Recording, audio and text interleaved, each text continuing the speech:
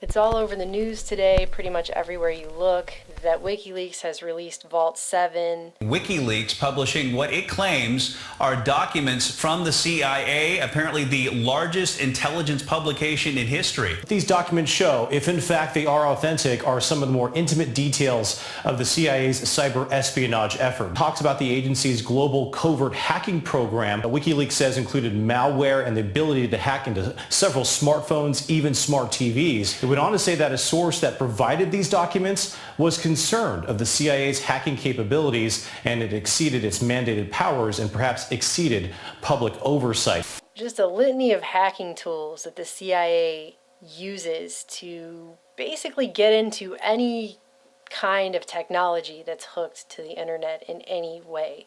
So if the Snowden leaks let you know that all of your emails are being sucked up, all the data on your cell phone calls and everything like that is being sucked up, well, now this takes it one step up from that.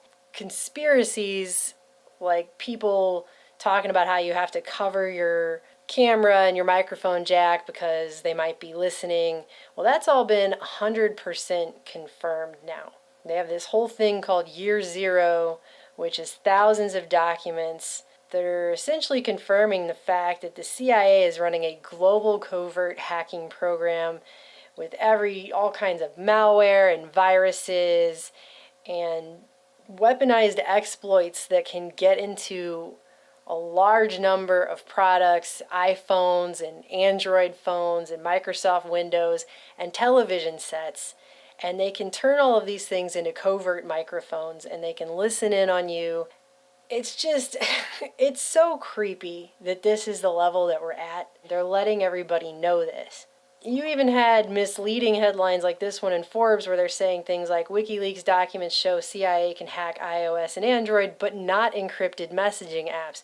No, see, they don't have to hack the encrypted messaging apps because what they're actually doing is they're collecting the audio and message traffic before it even gets to the point that encryption is applied. It doesn't even matter if the app is encrypted or not because they're sucking up the data and the information before it even goes through that process, you see. And creepier still, you have the fact that one of these things, they even named it after a monster in a Doctor Who episode, because we know from Snowden leaks that the CIA is working with MI5 and developing these things. They decided to name this one Weeping Angel after these angel statues that are kind of like the topiary animals in The Shining. When you're looking at them, they don't move, but as soon as you turn around, they attack you. And they called them the Weeping Angels. And that's what the CIA and MI5 are calling this program they have. It's a tool that they can use to put your television set into a fake off mode. So you think you've turned your TV off, but actually it just looks like it's off. It's really on, and the microphone is engaged, so they can listen to anyone or anything that's happening anywhere near that television set while it's off. Anything in earshot, basically. And the same goes true for your phones and pretty much anything you have that has cameras, microphones, and is hooked to the internet. So that is the level, that's the level that we're at. And I know that we made a video back when the Snowden leaks first hit. Good evening. I know many of you were shocked when NSA contractor turned whistleblower Edward Snowden revealed to America that in fact the National Security Agency had been spying on Americans and chewing up their data like Pac-Man from a 1980s video game. About how it really wasn't that much of a shock. All the headlines at the time when Snowden came out, it was huge, it was all over the news, and they just kept saying it was a shock, it's shocking, how shocking it is. But for a lot of people, it really wasn't all that shocking. They didn't tell us anything that we didn't already know. They confirmed it. They confirmed the spying, the widespread data suction vacuum that's sucking off all of our data 24 hours a day and analyzing it and stuff like that. But they didn't really go above and beyond that. And back at that time, people like Webster Tarpley came out and said, you know, Snowden's actually a limited hangout. The whole point of it is to get you accustomed to this stuff. And a lot of good points have been brought up since then. It's just nobody really wants to look at that. But if you start to really look at Snowden and some of the things that were said after his stuff came out, there's reasons to be suspicious about it. There's reasons that Tarpley has a good point. Things like the fact that Snowden's early statement, as reported by Glenn Greenwald, that Snowden carefully evaluated every single document to ensure that each was legitimately in the public interest. Well, now he's saying he's got 2 million documents and he only worked there for a couple of months. I mean, do you know how long it would take you to read through 2 million documents? You're going through your email, they're watching your videos, probably even know what you had for breakfast this morning. Luckily, there is a silver lining. While the NSA knows all this stuff about all of us and they're mining all of our data, there is one place they can't find you, and that's a hotel room in Hong Kong. Because everybody knows that only British newspapers can find people who hide out in hotels in China. I mean, if you think about stuff like that and you just really start to look at it, it just doesn't pass the sniff test. But what it does do when Snowden comes out and confirms all these things that a lot of people already knew, it starts to invoke a learned helplessness. It gets you used to the idea, it confirms that that's what's going on, and then you start to accept it. You get accustomed to that, and you grow to accept it. On metadata collection, Ted Cruz is glad that the NSA got out of it. Marco Rubio wants it back. What's Donald Trump think? I err on the side of security. I think that, some people like that, some people don't like it. But I think, and I'm not just saying that, since Paris, I'm saying for quite some time. I assume when I pick up my telephone, people are listening to my conversations anyway. And then they can just start ratcheting up from there because people got really mad and there was a huge backlash, but now there's Snowden leaks coming out all the time still. They're trickling that information out slowly over time, and people have just grown numb to it. I don't even think people pay attention anymore when a new Snowden leak comes out. It's just kind of like, oh, another Snowden leak, whatever. People are over it. They just don't even, they've accepted it. We've accepted that that is what is going on. And I think that's the same thing with this Vault 7. In fact, if you look down at the bottom of the WikiLeaks page, there's all this information here, but I thought this was kind of interesting. They even got something called the Hive. They got frequently asked questions, and it says, isn't WikiLeaks worried that the CIA will act against its staff to stop the series? And it says, no, that would be certainly counterproductive. Counterproductive to who? Okay?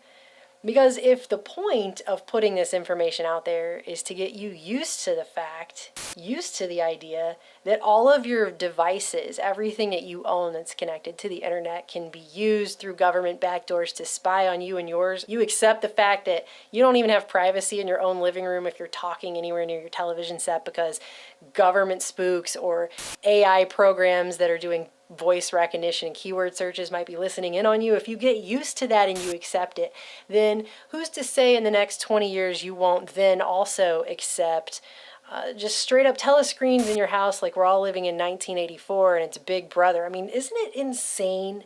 Let's just all stop for a moment and just recognize that we live in a world where the government has direct access to your private home. Talk about the Fourth Amendment not existing anymore. If they can turn on a switch and suddenly they're having a cup of tea in your living room with you and your kids and stuff. That's what's up. That's the level we're at with this Internet of Things, which is why Petraeus came out and said it was going to be so great. This is why, because they can remotely access all this stuff. And now they're confirming it so that you will get used to it, so we will grow accustomed to it, so that in 20 years when the telescreens come in, that'll just be the way it is, At this point now, we're being told that the government is just going to listen in on everything you do, and that's just the way it's going to be, and it's pretty insane. Either recognize that your privacy is gone and just accept that, or you could do something about it. You could start unplugging these things.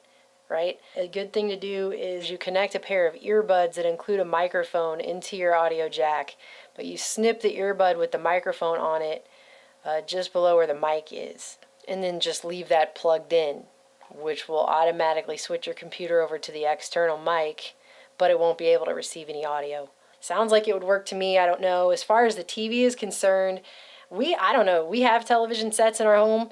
I tried to buy ones that don't have Wi-Fi, but we also unplug all that stuff. Maybe that's just paranoid. I used to think so, but now when stuff like this comes out, I don't think so at all. I think it was just right all along, and this is exactly what's up.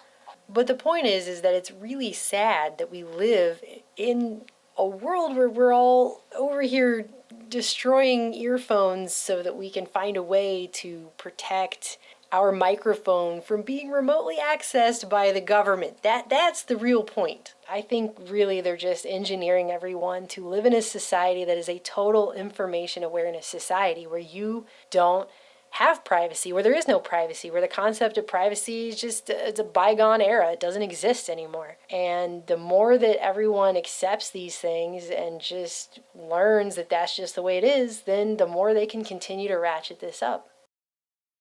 A large number of products, iPhones and Android phones and Microsoft Windows and television sets, and they can turn all of these things into covert microphones and they can listen in on you. It's just, it's so creepy that this is the level that we're at. They're letting everybody know this. You even had misleading headlines like this one in Forbes where they're saying things. It's all over the news today, pretty much everywhere you look, that WikiLeaks has released Vault 7. WikiLeaks publishing what it claims are documents from the CIA, apparently the largest intelligence publication in history. These documents show, if in fact they are authentic, are some of the more intimate details of the CIA's cyber espionage effort. It talks about the agency's global covert hacking program. WikiLeaks says included malware and the ability to hack into several smartphones, even smart TVs. It went on to say that a source that provided these documents was concerned of the CIA's hacking capabilities, and it exceeded its mandated powers and perhaps exceeded public oversight. Just a litany of hacking tools that the CIA uses to basically get into any kind of technology that's hooked to the internet in any way. So if the Snowden leaks let you know that all of your emails are being sucked up, all the data on your cell phone calls and everything like that is being sucked up, well, now this takes it one step up from that.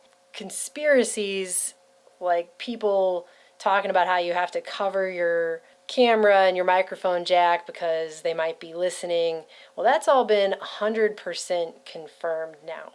They have this whole thing called Year Zero, which is thousands of documents that are essentially confirming the fact that the CIA is running a global covert hacking program with all kinds of malware and viruses and weaponized exploits that can get into